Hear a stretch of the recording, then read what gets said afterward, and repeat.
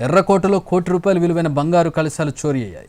ఎవరూ లేని సమయంలో వ్యక్తి పూజా సామాగ్రి ఉన్న గదిలోకి వెళ్లి 2 కలశాలను సంచిలో వేసుకుని వెళ్లిపోయాడు. ఈ దృశ్యాలు సీసీటీవీలో రికార్డ్ అయ్యాయి. రంగంలో దిగిన పోలీసులు అతన్ని పట్టుకునేందుకు సెర్చింగ్ మొదలుపెట్టారు.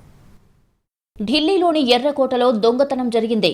ఎర్రకోటలో ఇటీవల జరిగిన ఓ కార్యక్రమంలో కోటి విలువగల 2 కలశాలు చోరీ అయ్యాయి. ఈ నెల 3న ఉదయం ఎర్రకోటలో ఆధ్యాత్మిక కార్యక్రమం జరిగింది.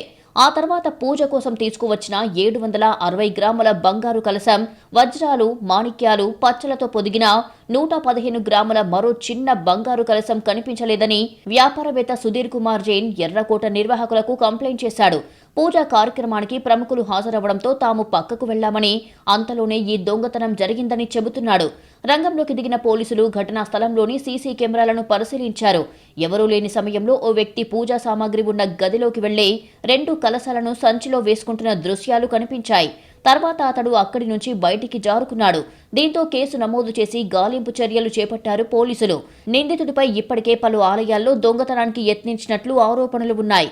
కలశాలను దొంగలిస్తున్న దృశ్యాలు సోషల్ మీడియాలో వైరల్ అవుతున్నాయి.